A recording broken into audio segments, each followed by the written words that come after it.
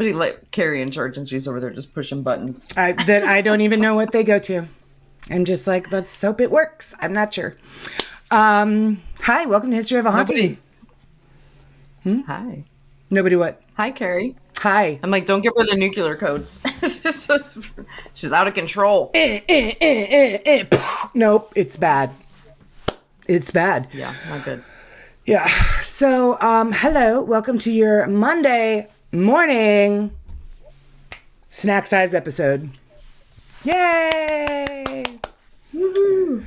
I love these. Yes, we do love these. And today, or this week, is Laura's week. We forgot to put one out last week, and that's my bad. Our bad. Sometimes that happens. It We happens. try to do them every week. Sometimes it just doesn't work out. Sometimes it doesn't work out. This week we are lucky week. we are here for you guys. So let's get your Monday morning started off right. Laura, what are you telling us about this week? Well, I am going to tell you about the Stonewall Riots. Oh, okay. Sparked the gay rights movement. I actually wrote this before the decision came out yesterday. Mm-hmm. Yeah. So, but couldn't be more poignant. I mean, it's a little on brand. And it's also Pride Month. Yes. So, I know we do the weird and the wild this is an interesting story. I realize that a lot of people don't know it. There's a lot to the story. I'm obviously going to give the Reader's Digest version. And there's a lot of... Should we all go to the bathroom and listen to this? I mean, if that's what you need to do. All right, I'll be right back. Everybody's grandma had the Reader's Digest in the bathroom. Mm-hmm. There's also a lot of unsure, like, exactly the exact events. So there's some, we're kind of filling in what we can with the information that we have. Because, there were a lot of people there. Cool, okay. Back in the 60s. So, all right. Wild time. So, super wild time. Super wild time. So, so back in basically any time from the later 90s. The dawn of man to today. The dawn of man. Right. In the U.S., being gay was illegal. And it was actually a crime in most states, except for Illinois.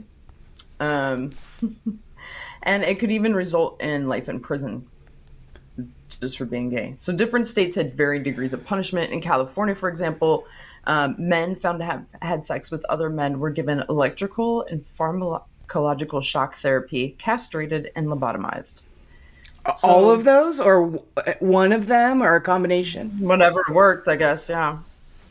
I mean, it was in the California DSM really? manual. Yeah, in the DSM manual, right? Like, everybody's gay. All of Hollywood is gay. I have bad news for you, California. Yeah, listen. The call is coming from inside the house. It is, yes. Okay, sorry. All right.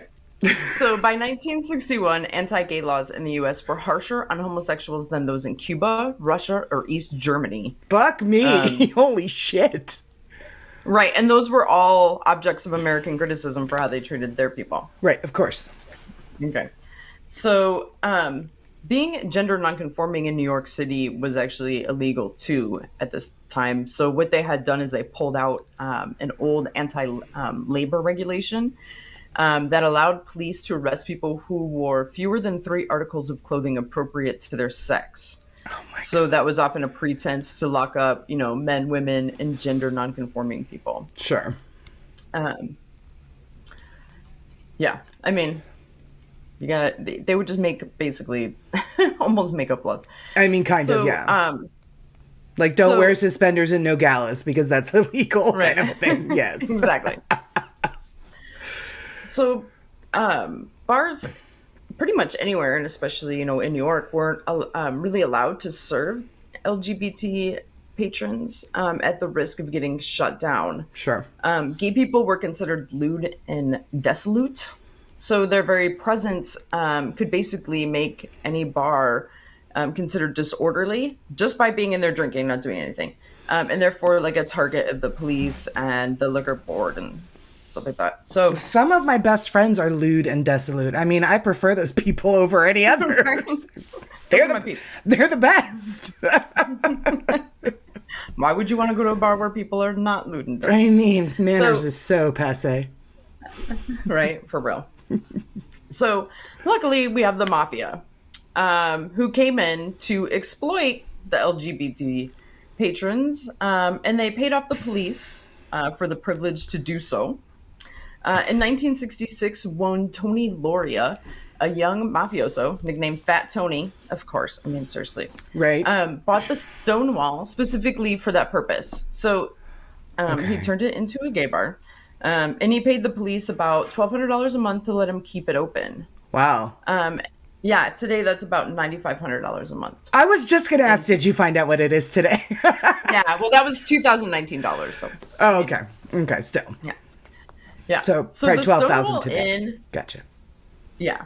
So the Stonewall Inn was far from swanky. There was no running water at the main bar, and therefore no way to clean the glasses. Ew. So there were sinks filled with, gross. Sinks filled with standing water in the back that served as dumping grounds for used glasses. And when they needed new glasses, they fished them out of the tubs, dried them, and reused them. They diluted the drinks, and the building had no fire exits. I mean, this is an advertisement for canned and bottled beer. Right? I'm all, no. So police raids on gay bars were common and generally low-key and anticipated. So Okay. there had even been a raid at the Stonewall a few weeks prior to June 28th when the Stonewall Riots started. However, in an attempt to win political favor at the time with crime-busting candidates, there was a police officer named Seymour Pine. I swear I'm not making these names up. I'm not. It's Fat Tony and Seymour Pine so far. Okay. And his officers, they normally would tell the gay bars that they were coming. And what would happen is a light would shine in the bar. They would usually hit it early before it was really going off and people were, not drunk and whatever. And they'd take people outside, arrest them, send them home, whatever. They'd take the money from the cash register, they'd take alcohol, whatever. But the owners knew it was coming. And, the patrons knew not to freak out. It wasn't a big deal. So it was made to look like they were with the territory. The police were doing their job, but really it was just sort of for show. Okay. They were just harassing the gays, basically. So Seymour Pine and his officers sounds like an episode of The Simpsons. I know, seriously, it's like didn't alert Stonewall on June 28th. This is in 1969, by the way, of their impending arrival. So. Like I said, the officers usually would just come in, threaten people, beat them up. They would line up, the patrons would line up on the street, get arrested. Casual. Yeah, super cash, no problem. No big deal. Everybody that was going to these bars was used to being harassed, right? People would run, normal stuff, right? You feel like getting beaten up tonight? Yeah, I do too. Come on, let's go to the Stonewall. It's going to be super fun. So... The difference the night that the Stonewall Riot started is that people, normally they would run away. Mm-hmm. They didn't run. They just went outside and waited. Because the police didn't come in until later in the evening. So people had been drinking. The bar was full. And usually people, like I said, they would scatter to every corner of the neighborhood, just glad that they hadn't been arrested or that their identity hadn't been compromised. Sure. It's hard to pinpoint exactly why people stayed. A rebellion to authority was brewing, and the marginalized grew increasingly aware that change comes from the margin, not from the center. So no one really knows who exactly started the riot. Okay. So a collective argument credits just faceless multitudes of people inadvertently acting together throughout the night and allowing each other to build up, that mob mentality, that energy, right? Yeah, that turned into it. So, the one thing that is clear is that there were gay homeless youth, transgender men and a lesbian. The lesbian. They called the lesbian who fought the police. Just one lesbian? Just one lesbian. So Okay. so after everybody's kicked out, right? So the police come in. It's not like a normal raid. They throw everybody out, but people are pissed and they don't run away. So this is different. All of a sudden, a bunch of homeless gay youth that are in the area, Yeah. they come over and they start throwing pennies, and they start throwing pennies at the police outside the Stonewall. Oh, God. Yeah. So one account of how it actually kicked off was that there was a woman dressed in men's clothing that the police brutalized, basically beat up, and who won the sympathy of all the people waiting outside. Was this the lesbian? So, yeah, the lesbian. The lesbian. So, Okay. the lesbian. So, from Stonewall participant Jim Forat, he said that the police were taking patrons out of the bar. The dyke, quote, the dyke had to be more butch than the queens. So when the police moved her into the wagon, she got out the other side and started to rock it. A waiter at the Stonewall at the time remembers it differently, that the woman complained that her handcuffs were too tight and a policeman slapped her in the head with his nightstick. So whatever it was exactly that started, as soon as that happened and the chick, fought back. That was the catalyst. That was a big catalyst. So then the homeless kids got a bunch of pennies and started throwing coins at the police. And then they started, nickels were the next thing to be thrown, followed by quarters. Oh my God. Yeah. So, and then a glass bottle was lobbed, and then another one, and another one. Yeah. And the mob is just getting bigger and bigger because people are coming from all around. So this is an area that was known to have, obviously a large gay population in the area. So Sure. This is where everybody went out. It's a weekend night. It's happening. So some people started pouring lighter fluid into and onto the bottles and attempting to light them. Oh, shit. Another Stonewall eyewitness, Bob Kohler, said he saw a bottle go sailing through the air and land in the Stonewall Inn, followed by a small trail of smoke emerging from the club. Uh-oh. So there's no, like I said, no cohesive account of person throwing the commencement brick towards a cop. It was said that Marsha P. Johnson, who is a famous transgender and gay rights advocate, is sometimes said that she did it. And she may have been one of the first to resist police, but there's nothing concrete that says that she was the one that threw the first brick. Right.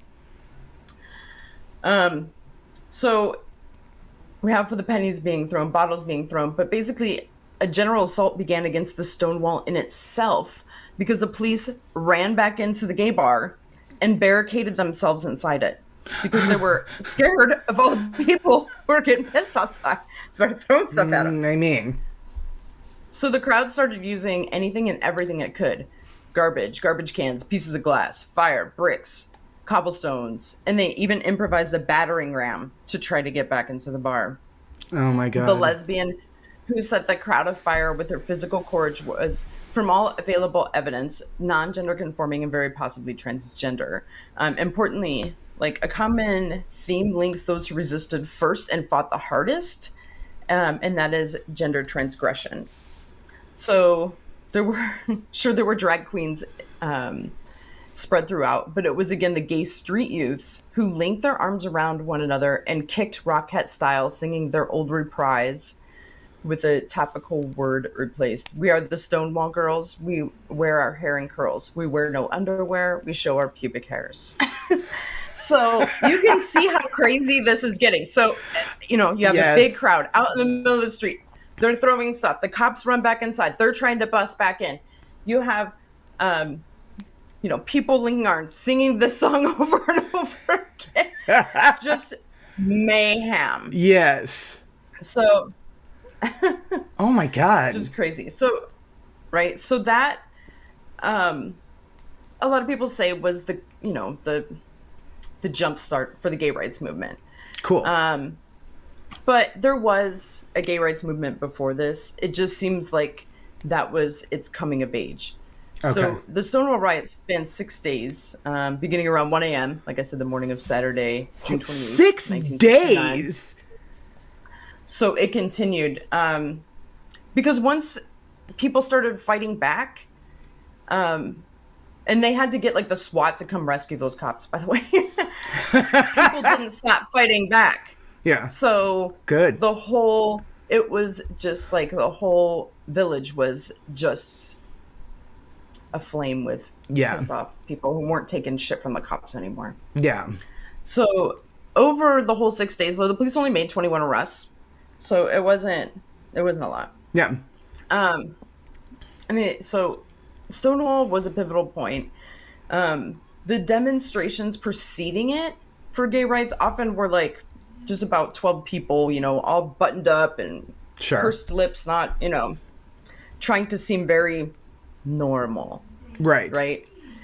But in the first Pride March the next year, in 1970, which was actually a commemoration of the Stonewall riots, thousands of people showed up, and they were all dressed different, right? So you had the kind of straight looking people, Sure. the buttoned up people, to the queens, to everybody. Everybody came, and right. So now you have a community coming together and being like, fuck you.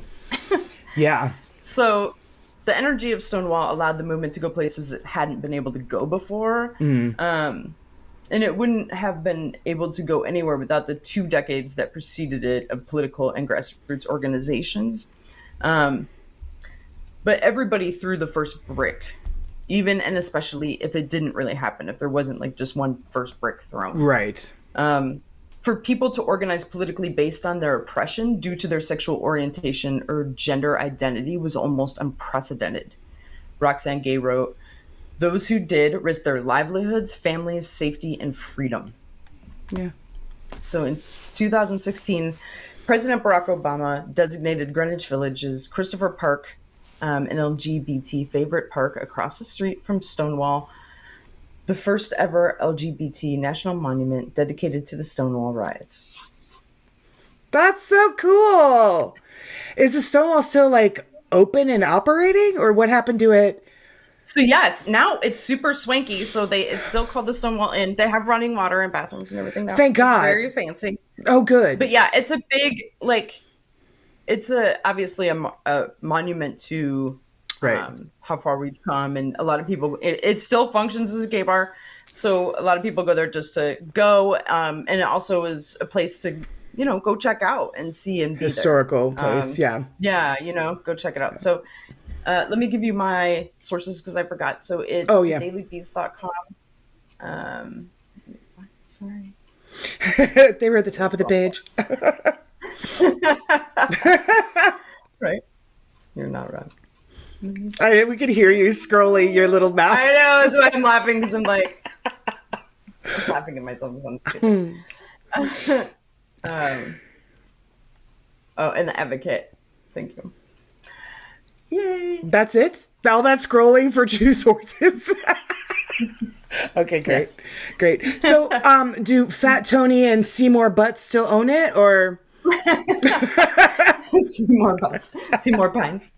I know. So he actually came out later. Not came out, but he. Oh, I was like, he's gay No. too. Seymour Pines. No. Okay. He came out and said that yes, the police force was super anti-gay, and he apologized for the way that the cops were, because they would just beat people. I mean, even when I was first going to gay bars back in the 90s, cops would harass us. Yeah. I have had bottles thrown at me just for walking.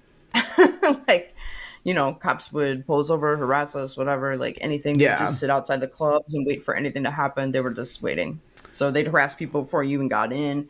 So, I mean, that stuff was still happening. I'm sure it still does in a lot of places. Oh, I'm sure it does. Yeah. Like it used to, like it used Sure, to be when yeah. I was younger. But I live in a big city now too, so and I did then. But it's still happening. People are still getting harassed. But again, when we all decide to come together and stand up, things change. Things do. Yes, they do. Great story. Oh, yeah. I love it. Great job. Yeah. And you're right. It's not weird, but it is very topical. It's perfect for Pride Month. I love it. Yeah. Well, plus I think I imagine being there would have been wild and weird. Yes. I was like, because another question was, now did they kick and dance like the Rockettes singing that song for the full 6 days?